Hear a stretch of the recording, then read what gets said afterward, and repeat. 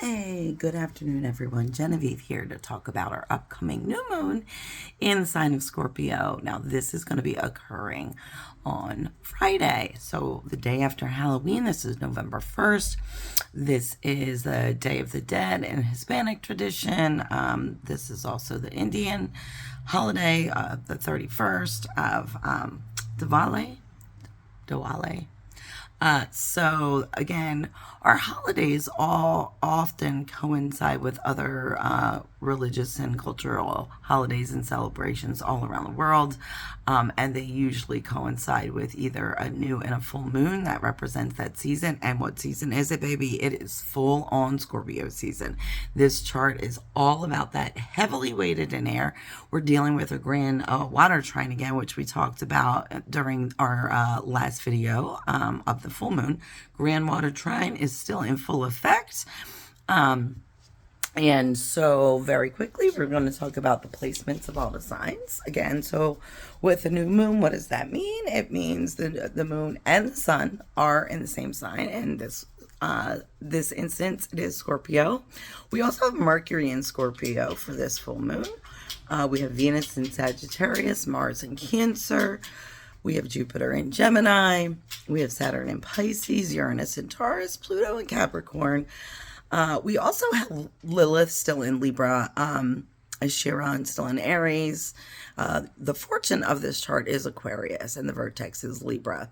Oh, and Neptune in Pisces. So you see that now with all of the aspects, not just where the signs or the planets are actually placed, but with all the aspects that are going on.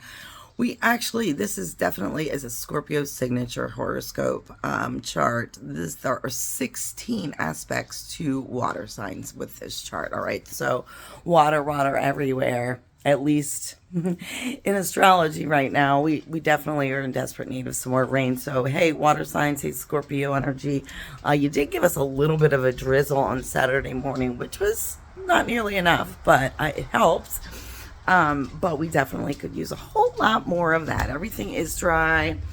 I don't know about you, but here lately, it's been warm enough to have your windows open during the day, but I can actually taste the dust and the dirt in the air. So, I've been thinking about the farmers and the people that work outside and living, and the firefighters, because there have been a lot of fires lately that, start very easily. So keep those folks in mind. Keep water if you don't normally.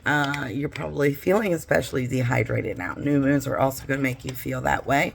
Water signs especially. Extra water over the next few days, right? All right. Grabbing one of my little lozenges here because my throat is dry. So I'm going to get into this horoscope here and some of the aspects and what to look out for, your potential pitfalls, also good positive things about this upcoming new moon. Well, first off, it's a holiday. It seems like this year it's going to be a little bit more expensive than in the years past for all that Halloween candy. But if you do celebrate that, please enjoy that with the kids, with the family. This last weekend, I know we had some local trunk or treat activities, but the actual date of Halloween is Thursday, so I'm sure there's going to be people trick or treating then. And still celebrating over into next weekend, this coming weekend. So please do that. So what are new moons? Oh, this is also considered the balsamic moon. And again, this new moon is not suggested to undergo any surgeries unless they're absolutely necessary. So keep that in mind. Of course, if it's life or death or it's been scheduled and you've been waiting for a long time, I know how the healthcare system has been, then certainly don't delay it if it's necessary, okay?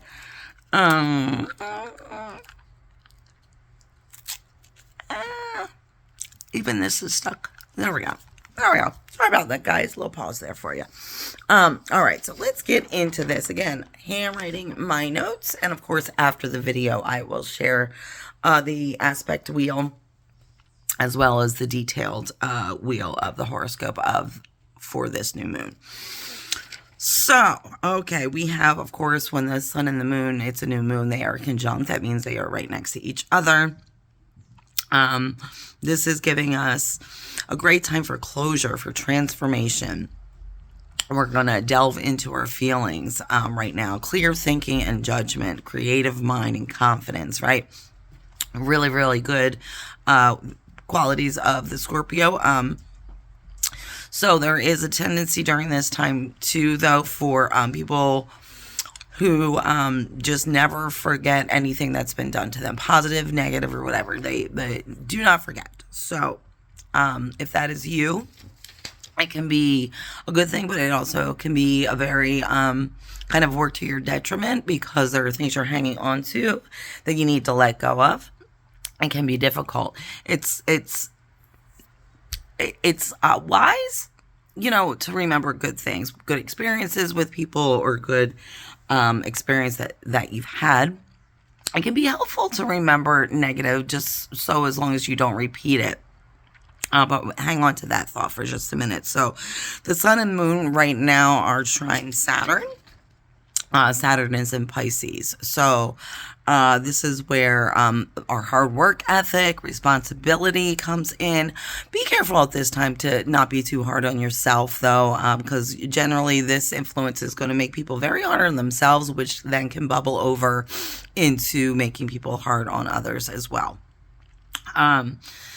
So with the sun, with the moon trine Pluto, trine Saturn, this is leads to emotional stability, which is wonderful. Reliability. It's a good time to be helpful towards people. There's a lot of helpful energy in the air, but there is a stubbornness to this energy as well. So be on guard of that. People are going to be a little bit more hard-headed, hard to kind of change their thinking at this time. Try to, if that's you, try to relax a little, try to be able to give a little bit. Again, Scorpio is a fixed sign, though, so that is something that is difficult to get over during Scorpio season, especially the Scorpio new moon. However, we do have a square with the sun and moon square Pluto, which is in Capricorn. So with the sun square Capricorn, people are going to be bossy. We're going to be bossy. There's a lot of bossy energy, stubborn energy around again. This can bring upon profound changes, though. And again, change is a good thing. Try to keep that in mind. Also, changes in surroundings. Also, there may be a lot more death than usual. News of death, news of tragic accidents, things like that. And people with this particular placement in their personal chart may have had more than their fair share of deaths of loved ones, people in their family, and things of that nature. So this moon square with Pluto and Capricorn, this complicates relationships. This, again, we talked about this a little bit, but this is the people that are going to maybe a little bit delusional about the way that their appearance is, whether they think they look a lot better than they do or a lot worse than they do, or wanting to alter that in some extreme way. This also, of course, brings an interest and a love and a study of astrology and the occult, alternative movements, and lifestyles. All right. So this is good. And again, this is a very Scorpion theme with the study and the understanding of these things.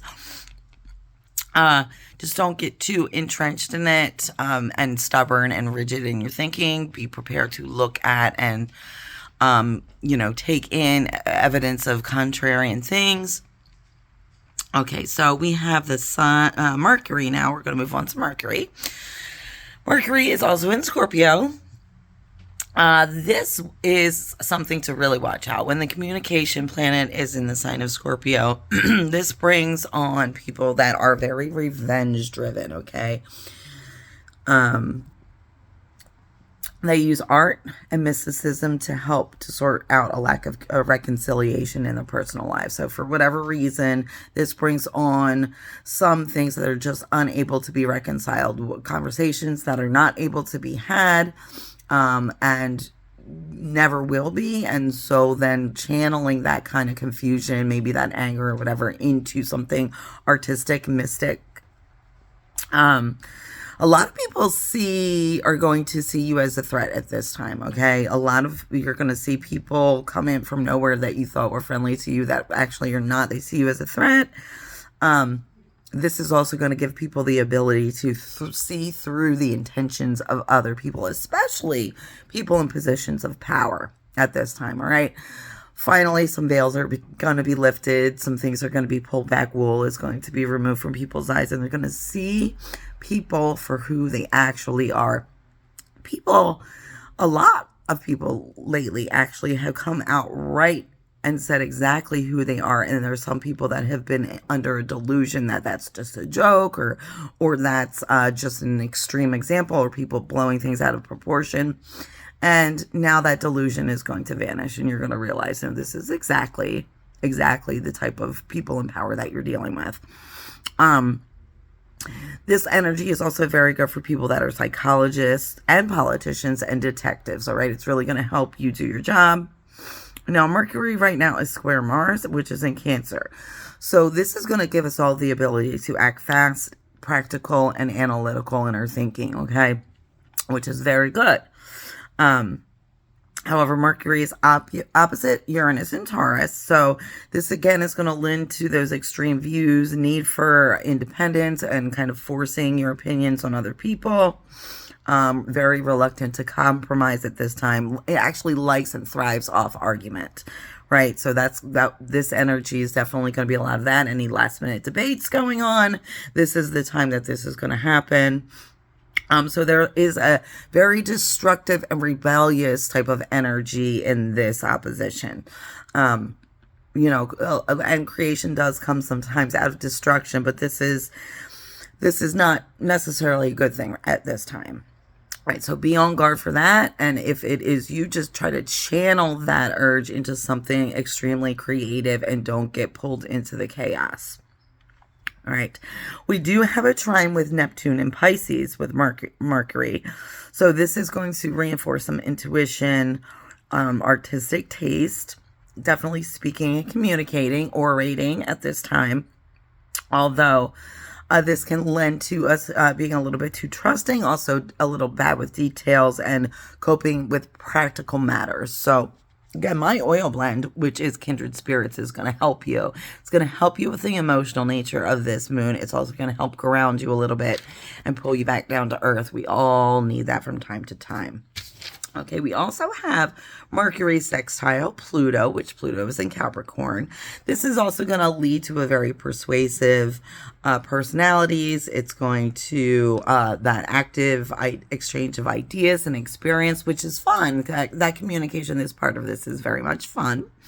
And also lends to very broad interests on topics foreign nature, of anything ranging from the occult and mysticism to travel, science, mathematics, things like that. And the ability to understand and communicate about all of these things on multiple levels.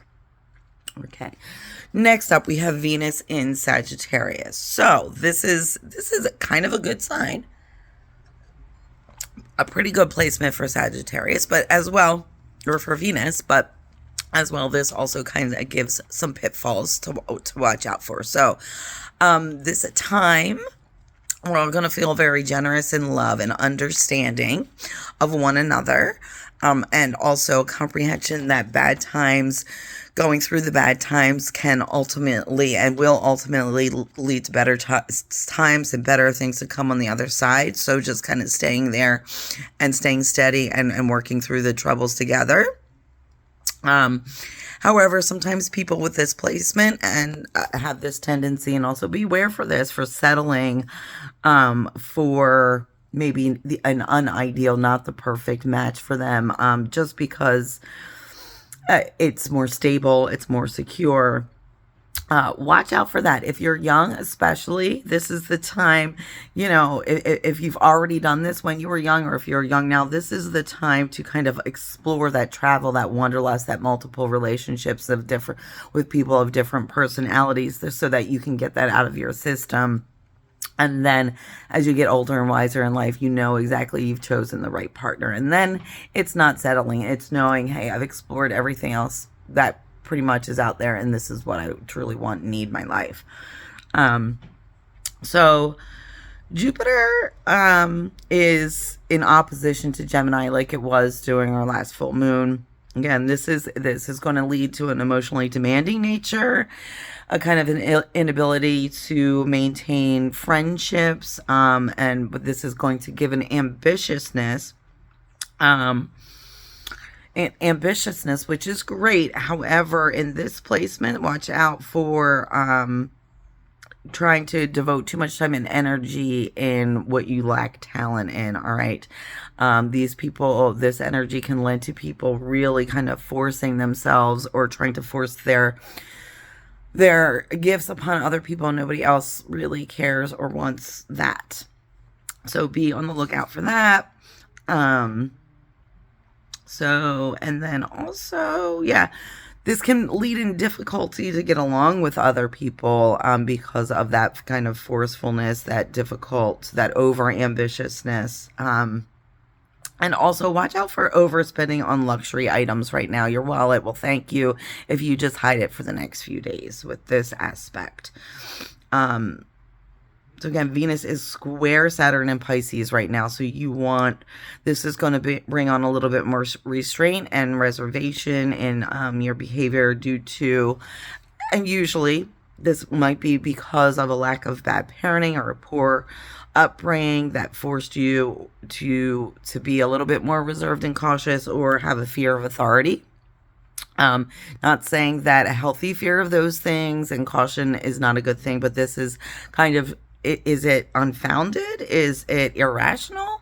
Make sure that what you are doing and thinking is actually a rational fear and actually something that is something to be on guard for. Don't go out of your way to guard yourself against something that is not really out to harm you.